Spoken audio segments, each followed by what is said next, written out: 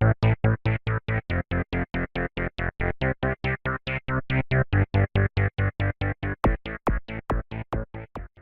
viewers, welcome to another game of Schedule Pro Gamer.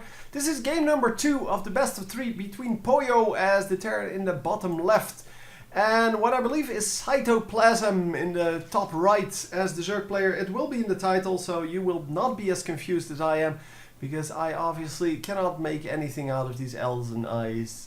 It doesn't really mean anything.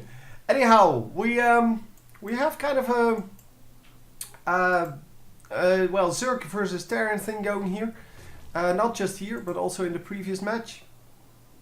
And yeah, it seems that the Zerg and Terran are very favorite races at the moment, because they go up quite a few times against each other in this tournament. Obviously, only 6 combinations are possible, so yeah, the chance of getting a similar the same match twice in a row is well, 16%, I believe. So it's a pretty high percentage.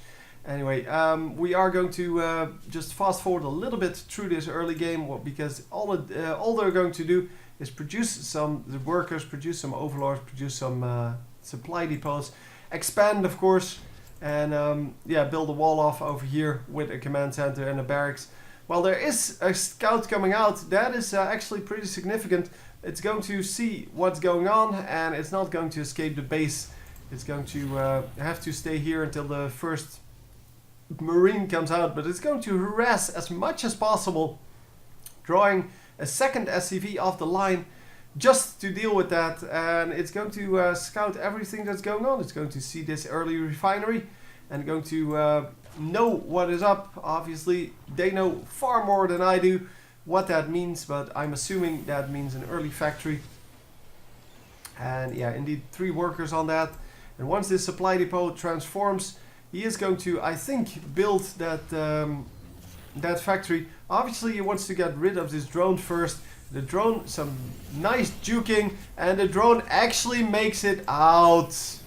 Oh my god, he makes it out. And that is pretty significant, because that drone now can farm in his own base. He can mine minerals all day long, and even though it's only 50 minerals that he saves there, it is also one of the larvae, and the larvae are really another resource that the Zerg has to deal with, that other other races don't have to deal with, because that you can only spend each larva one time. So you can build a roach with it, you can also build a drone with it, or you can build 2 Zerglings with it, but you cannot do or build that roach if you already built a drone with it. And so saving that is actually a bigger deal for Zerg than it is for Terran or Protoss. It's still not a huge deal if you lose it, but it is pretty significant if you can save it, obviously. So we are going to lose one of the Hellions here for no reason at all, just because he's not paying attention to them, and going to lose maybe another one. Wow, almost loses another one. It might still... No, it's not going to go down. The queens are, of course, a very, well, tanky against these kind of things. They have +1 armor, which means they only take 7 damage from the...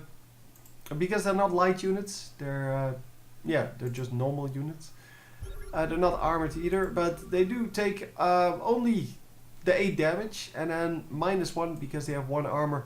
So we do have early roaches out, we do have some banelings and zerglings out, and this is going to be just that. Wow, just marching into this base. Is he going to get some banelings off on... Oh, 4 banelings on 1. Yeah, on 1 SCV, that is really not worth it. He definitely wanted to do something better with that, but well, it might actually still work out. There are 2 Widow Mines over here that just try to kill things, and they managed to get 10 kills combined. So we are going to get, I'm assuming, an Overseer here once he realized that these Widow Mines are here. But as you can see, just marching into this base, there is nothing mining. The first base was lifted off, well, I guess the second base. But this base is not mining, there is nothing here. And he is starting to produce SCVs again, because he knows he has to. If he defeats this, then he needs to have SCVs, and if he doesn't defeat this, it doesn't matter whether he produces that SCV, and he doesn't defeat this. All of the SCVs went down. Yeah, that was it. 37 workers killed just straight off the bat, and I don't think there are any left. Well, 3 of them are left. Well, I saw this one, but that one really didn't count because still had about half a second to live with with this guy on it. So yeah, I don't know what to say. It was a very, very quick game, and for those of you that didn't keep track, this was game number 2, and this was a 2-0 victory for our Zerg player. In fact, yeah, and if you haven't seen the previous match, yeah, that's your fault. Anyway, yeah, it's the second match that actually ends in 2-0 for the Zerg player. So the second Zerg versus Terran. So I'm guessing Terran is having a big problem with this, and it might be due to the fact that they go for this factory with the reactor on it, and just get Hellions that do nothing, and then kind of have to go up against Roaches, and Roaches take no damage from Hellions.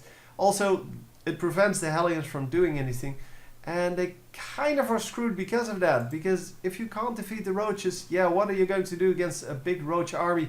And that's exactly what the Zerg player does. The Zerg player just builds up a big amount of these larvae in his base, and then builds a big Roach army as soon as possible. They didn't even have time to get the movement speed up. It doesn't even matter apparently. So anyway, hope you enjoyed, and I will see you next time. GG.